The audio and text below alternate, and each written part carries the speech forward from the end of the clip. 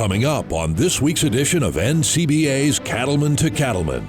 Ranching on public lands is a cornerstone of the West and a vital part of the beef industry. We'll explore the challenge and opportunities that these families face as they work to protect the land and, of course, their way of life.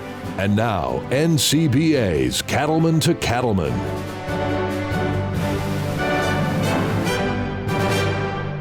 Hi, everybody, and welcome to NCBA's Cattlemen to Cattlemen. I'm Russell Nemitz, and thanks for joining us.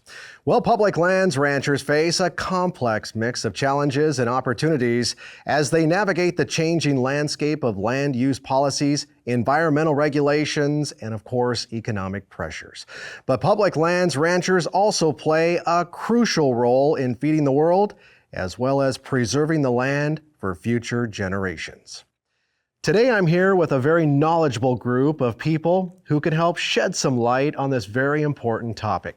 First is Caitlin Glover, Executive Director of the Public Lands Council and the National Cattlemen's Beef Association Government Affairs.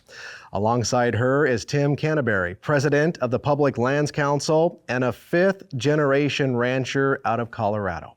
And our final panelist is Skye Krebs, NCBA's 2024 Policy Division Vice Chair and past President of the Public Lands Council, who, by the way, also owns a multi-generational ranch in Oregon.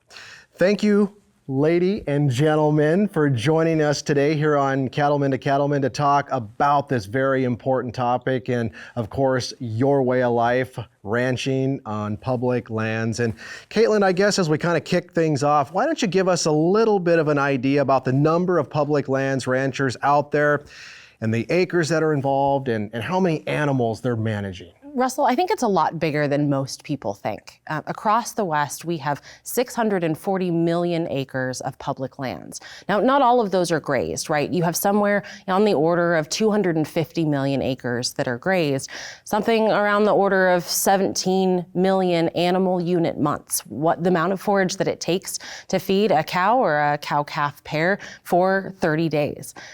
All across those landscapes, you have approximately 22,000 grazing permits. So ranchers in the 14 western states who have these vast open spaces manage hundreds of millions of acres as part of their own operations. Yeah, it's an incredible amount of land, an incredible amount of animals, and just a critically important part of the U.S. beef cattle industry. Tim, don't a lot of families out there have a deep connection to these lands, even though they don't necessarily own them? Yes, Russell. And by the way, thanks for having us here today. I appreciate that. And I speak very closely with my connection to Colorado on this one, but most families are multi-generational families, been taking care of that land for generations. Even though they don't own it, we truly are very connected to the land because, it's kind of branded in our brains when we're born. Take care of the land, it'll take care of you. And so that's how we grow up. We watch the previous generations and we think about ways to improve to move into the future. So even though they don't own those lands, they have been taking care of them for generations and are very proud of what they've left behind for the next generation. Yeah, absolutely. I mean, Skye, you're also a multi-generational family from Oregon. Just expand on that a little bit. I mean, whether we're talking about Colorado or Oregon or another state out in the West, I mean, Tim is absolutely right. Well, just to build a little bit more on that, not only connected to the land, but besides the land itself, the next most permanent fixture out there is probably the permittee or the permittee's family. A lot of our permittees predate these agencies. Going back to the grazing districts on the BLM and the Forest Reserve on the forest side of things, a lot of these generations were there before those agencies were even established. So we've been doing it a long time. Agencies come and go, administrations come and go, but the constant thing that's out there besides the land itself is more than likely the permittee. Have seen things, been through the catastrophes of the wildfires and the infestation. So huge amount of knowledge there that how do you make that land sustainable and keep it working? Well, and along those lines, I mean, how important is it too is for your families, with the next generation coming up, to keep America's federal lands in the same family so that you can pass that knowledge on, that you guys received from your dads and granddads? Well, I'll take a run at that, Russell.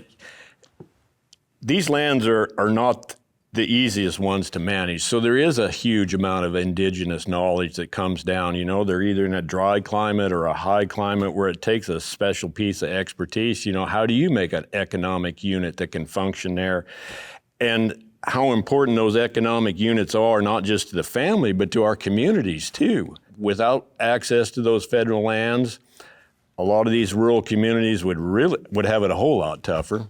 I agree 100%, Sky. You think about all the things that these families bring to the table. Been there for generations. They've helped mold those rural communities, school boards, water districts, county commissioners, you name it.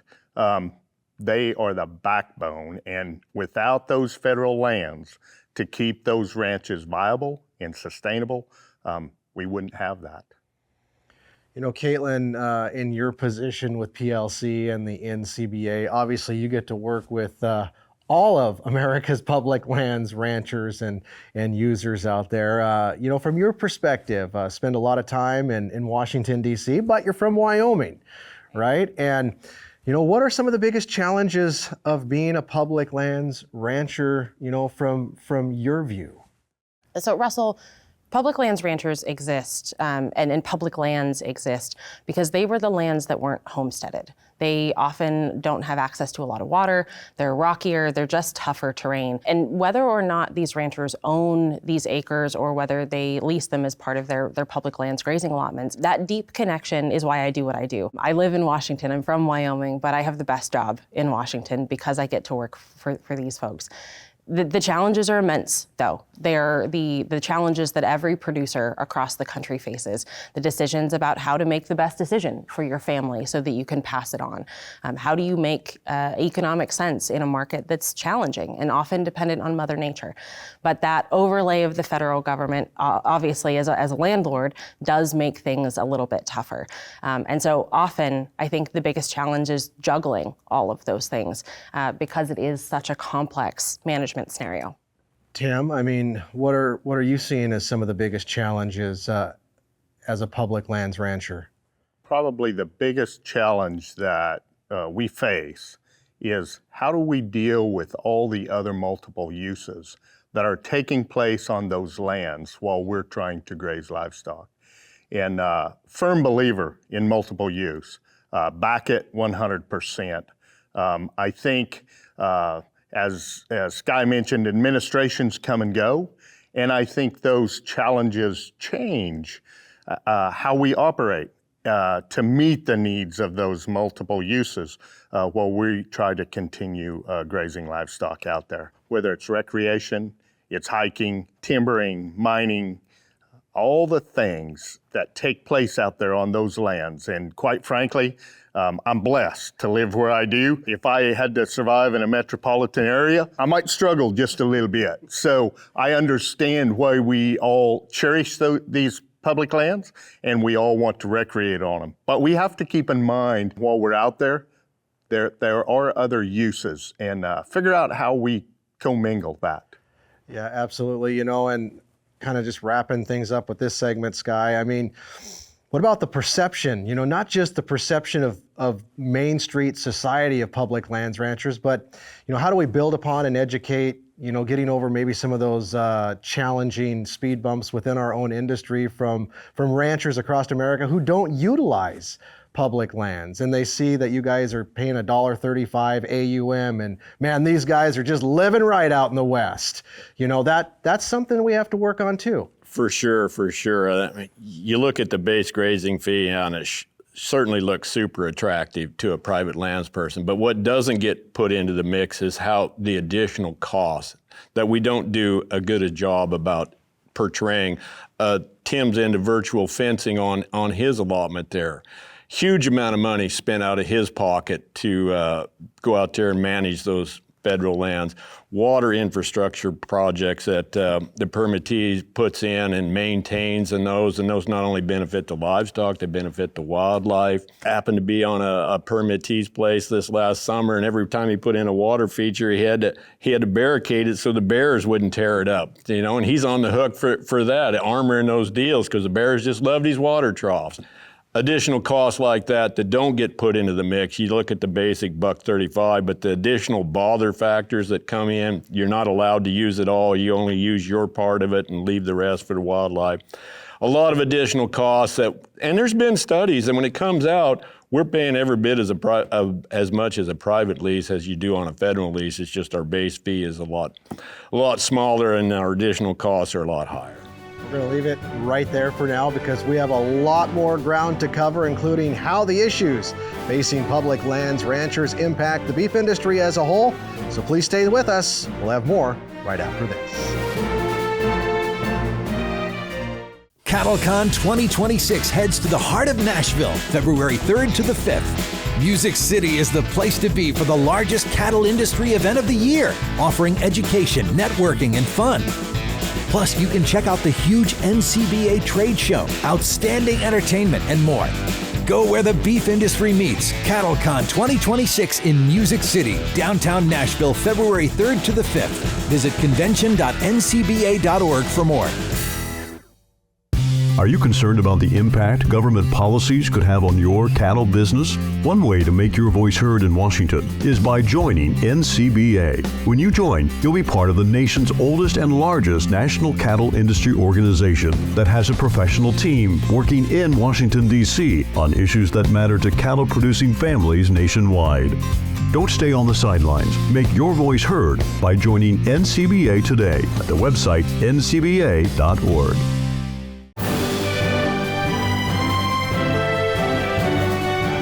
Welcome back to this special edition of Cattlemen to Cattlemen as we discuss public lands ranching.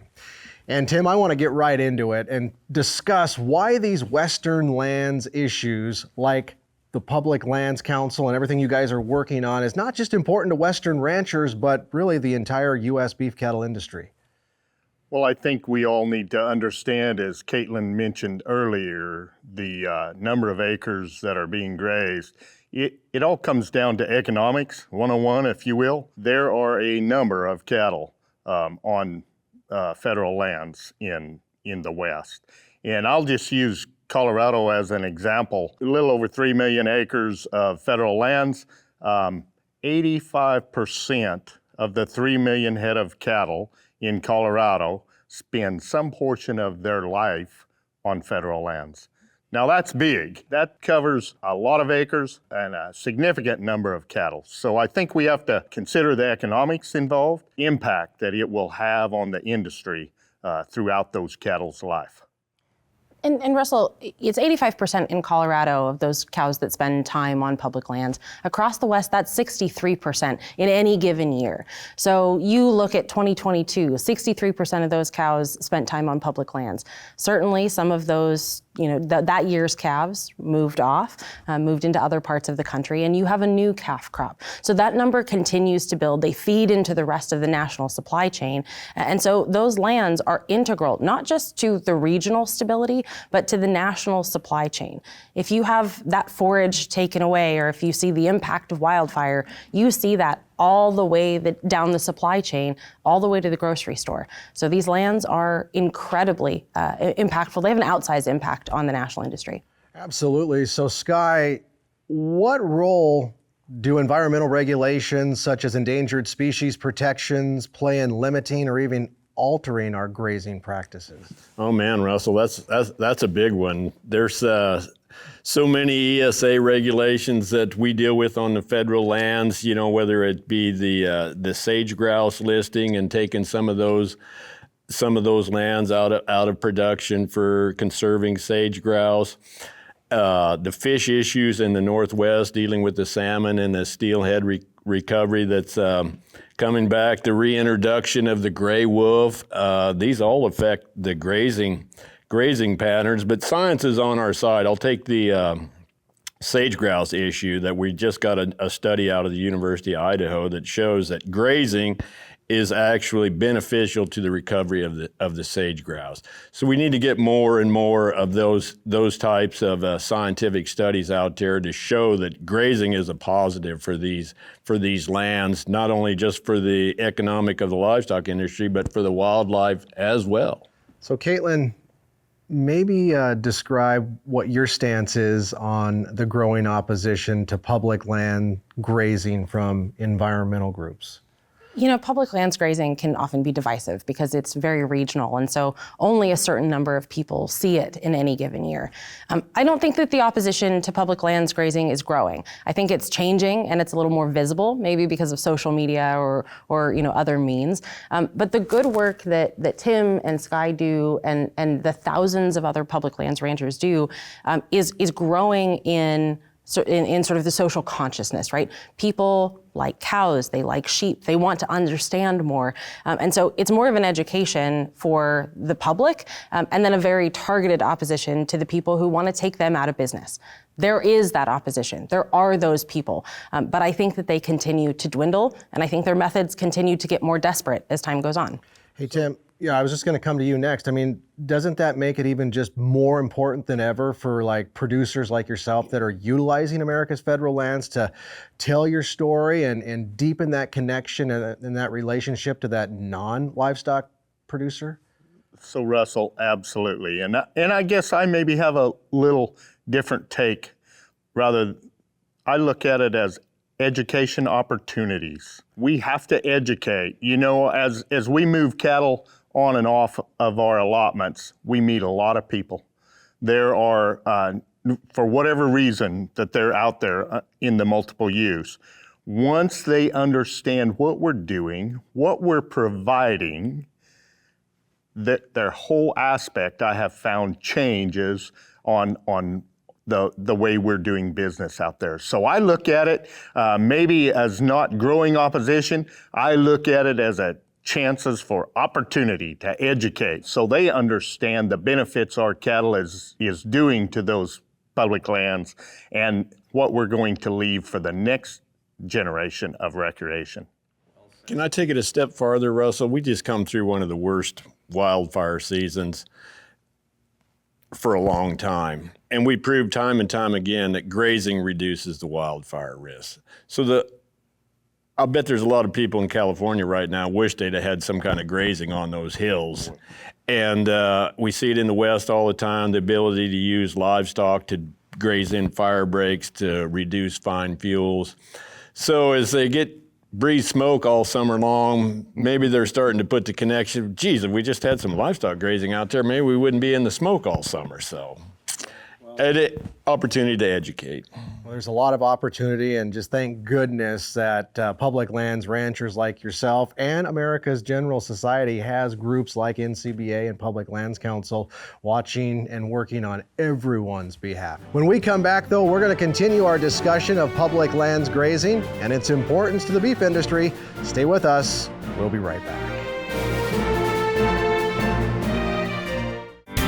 Cattle producers across the country work hard to care for their animals and their land. The USDA's Natural Resources Conservation Service is there to help. Find out how you can work with NRCS to develop a conservation plan for your operation. Find possible funding resources for implementing conservation practices, or get free expert advice on ways to improve your farm or ranch. Visit the website nrcs.usda.gov today. This beef quality assurance tip is funded by the Beef Checkoff. Hi, Jolie Fitzsimons here to talk to you today about the Beef Quality Assurance Program and our online BQA modules. If you've been certified online before, you can now go back and look up your certificate or get recertified online.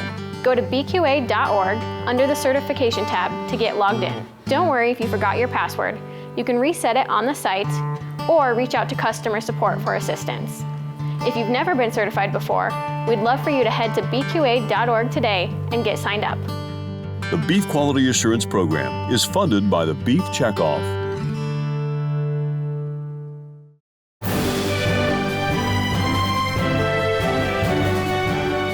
Welcome back as we continue our discussion of public lands grazing. And Caitlin, before the break, we were talking about wildfire and how livestock can help mitigate severe wildfire risks.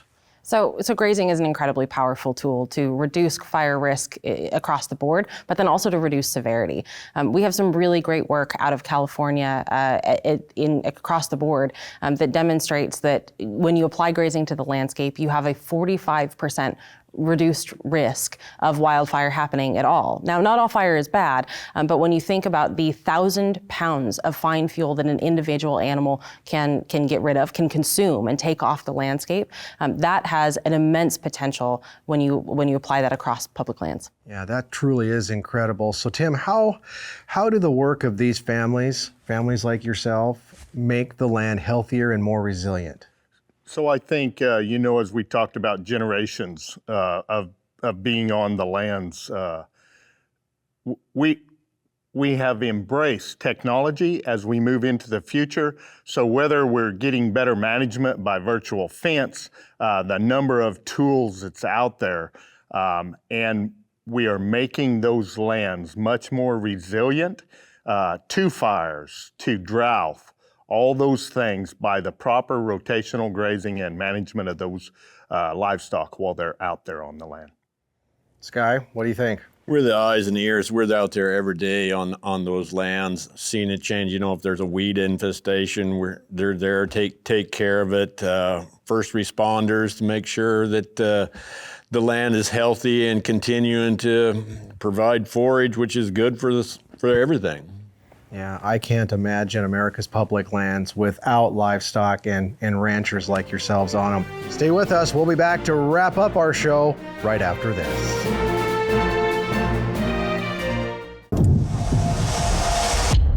Flagging obstacles, mapping boundaries, setting AV lines. What used to take plenty of time in the tractor seat now gets done with a Gator XUV. Precision ag technology goes nimble in our redesigned utility vehicle. It's tech that's efficient, effective, and easy to implement into your operations. Get more from your Gator XUV with Bluetooth connectivity, AutoTrack ready compatibility, and Green Star ready operation. Upgrade the way you work today. Did you know you can get reimbursed for attending cattle industry educational events? The Rancher Resilience Grant helps cattle producers attend valuable programs such as Cattlemen's College and Stockmanship and Stewardship training sessions. Local, state, and national events qualify for the grant, and successful applicants can receive money back to help cover registration fees and hotel expenses. To apply for the Rancher Resilience Grant, go to ncba.org and click on the Producer tab. Join the National Cattlemen's Beef Association. There are big benefits to being a member. You'll get industry news in the National Cattlemen, email updates in the NCBA Beef Bulletin, plus discounts just for NCBA members. Join by calling 866-233-3872 or online at ncba.org.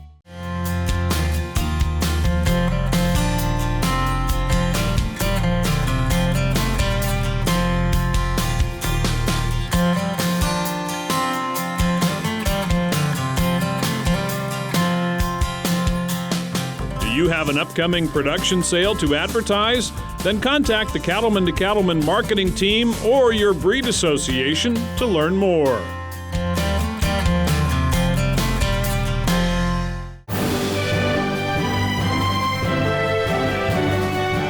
Welcome back. As we wrap up our program, I'd like each of our panelists now to share some final thoughts on this very important issue. Sky? Well, the public lands access to our grazing herds is baked into our supply chain. If we lost that forage base and those numbers, we're going to lose packing, we're going to lose feedlots, we're going to lose trucking, drug companies, feed companies. So it's all part of our food security. Food security is national security, so it's baked in there. And I think emerging technology, let's not be afraid to embrace it. Let's not be afraid of change. It makes us all better operators. It sheds a whole new light on the way we do business in federal lands. in the West.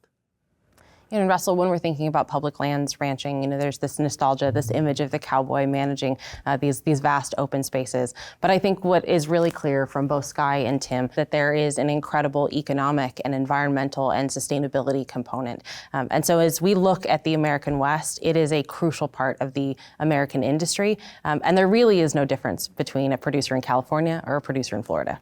Great discussion, guys. Thank you so much for joining us. Now, don't forget that the Public Lands Council works every day to support Western ranchers by advocating for them and educating decision makers on the value of livestock grazing. Learn how they're making a difference and how you can help by visiting publiclandscouncil.org. Well, that wraps up this edition of NCBA's Cattlemen to Cattlemen. Again, thanks to our wonderful panel for their insights, and thanks to you for watching. We'll see you right here next week on RFD TV.